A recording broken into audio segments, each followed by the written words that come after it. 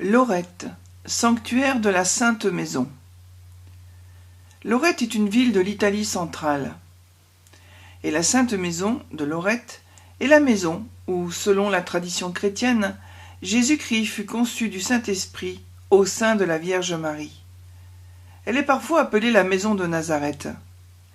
Elle est vénérée dans la ville de Loreto, dans la province italienne d'Ancône, de la région des Marches, près de la mer Adriatique.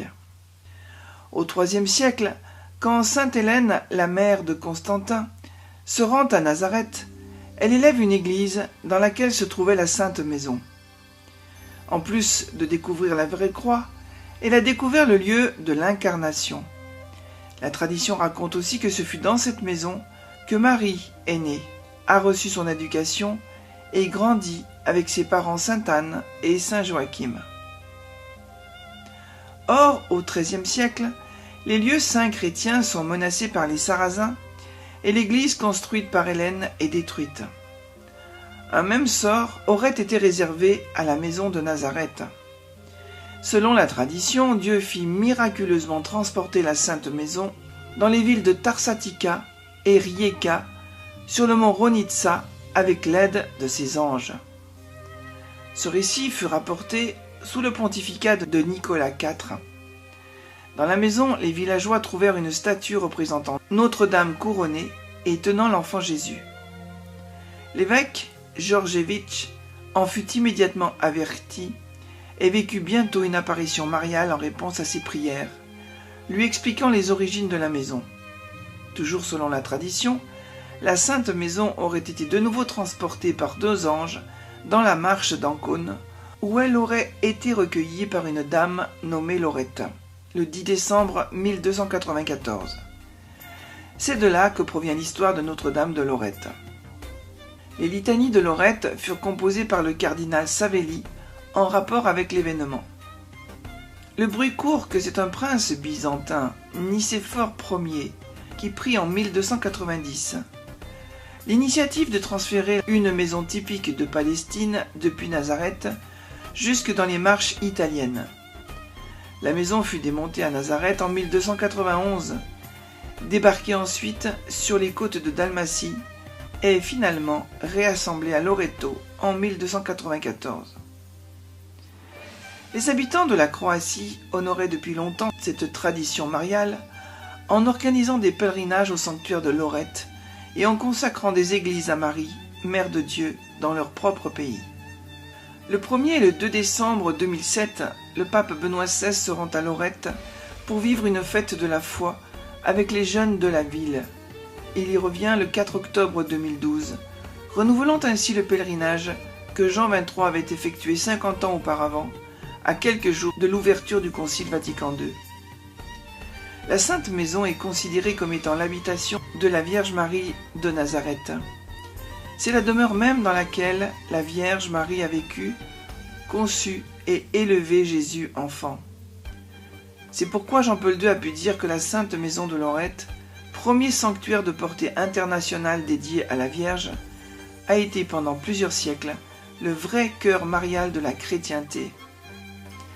Car la Sainte Maison, c'est le sanctuaire à la fois de l'incarnation, le sanctuaire du Saint-Esprit, le sanctuaire de l'Immaculée, le sanctuaire de la maison du oui, le sanctuaire de la vie cachée de Jésus, le sanctuaire de la famille, le sanctuaire du travail sanctifié. La Sainte Maison de Lorette a été vénérée par des pèlerins innombrables, des papes, des saints. De nombreux miracles et des guérisons ont eu lieu ici. En 1469, une grande basilique fut construite au-dessus de la Sainte Maison. C'est elle que les pèlerins visitent. Elle présente plusieurs chapelles latérales admirablement décorées, offertes par différents pays. Mais c'est surtout la Sainte Maison qui est la principale attraction. En 1507, une construction en marbre sculpté, comme un écrin, lui fut mise autour. À l'intérieur, un autel porte l'inscription latine « Hic verbum caro factum est ». Ici, le Verbe s'est fait chair. Une statue de la Vierge est au-dessus de l'autel. Lorette et la France. La France n'est pas le seul pays d'Europe qui a été en relation avec Lorette. Elle y a occupé une place non prépondérante mais importante cependant. Mais la France est actuellement le seul pays ayant une représentation nationale à Lorette. Le rôle de notre pays a souvent été très bénéfique. Mais nous devons déplorer deux graves préjudices apportés par notre nation à la ville de Marie.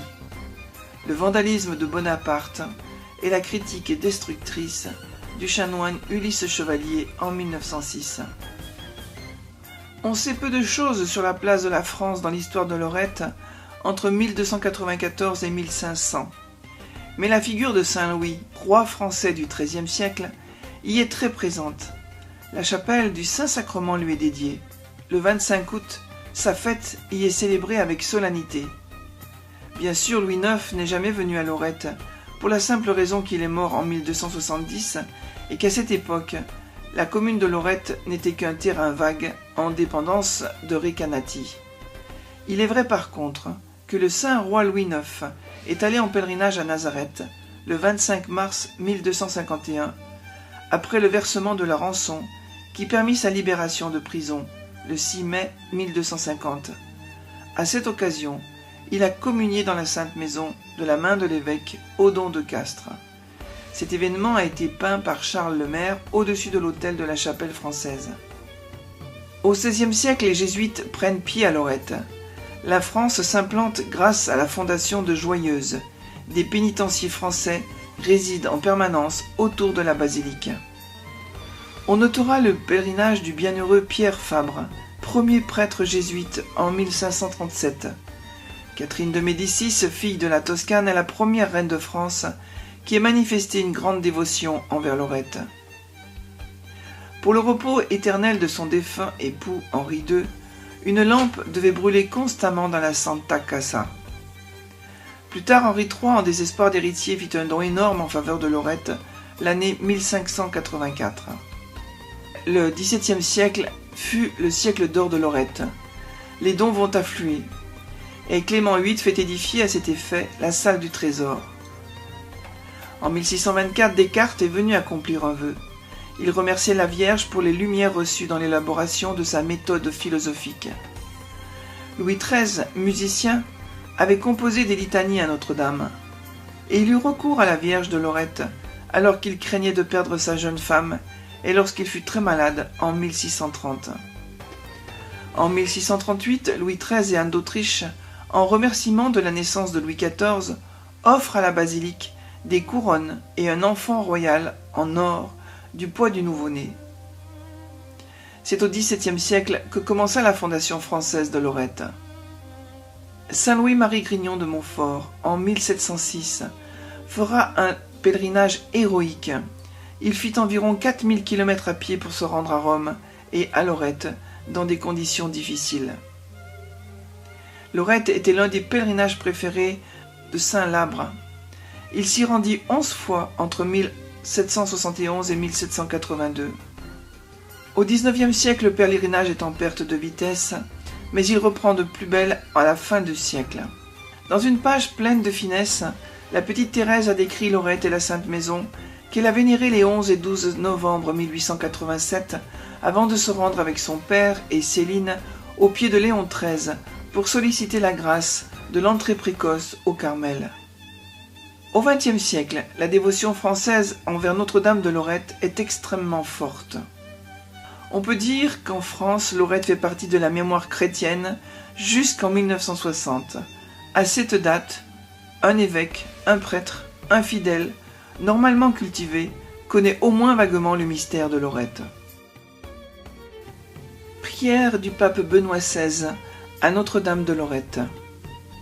Marie, mère du oui, tu as écouté Jésus et tu connais le timbre de sa voix et le battement de son cœur. Étoile du matin, parle-nous de lui et raconte-nous ton chemin pour le suivre sur la voie de la foi. Marie, à Nazareth, tu as habité avec Jésus. Imprime dans notre vie tes sentiments, ta docilité, ton silence qui écoute et transforme la parole en choix de véritable liberté. Marie, parle-nous de Jésus. afin que la fraîcheur de notre foi brille dans nos yeux et réchauffe le cœur de ceux que nous rencontrons, comme tu l'as fait en rendant visite à Élisabeth, qui dans sa vieillesse s'est réjouie avec toi pour le don de la vie.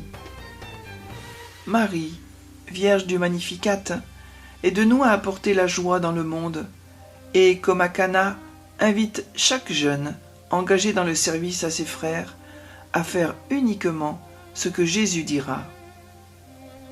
Marie, pose ton regard sur l'agora des jeunes, afin qu'elle devienne le terrain fertile de l'Église italienne. Prie afin que Jésus, mort et ressuscité, renaisse en nous et nous transforme en une nuit pleine de lumière, pleine de lui. Marie, Vierge de Lorette, porte du ciel, aide-nous à élever notre regard vers le haut. Nous voulons voir Jésus, parler avec lui, annoncer à tous son amour.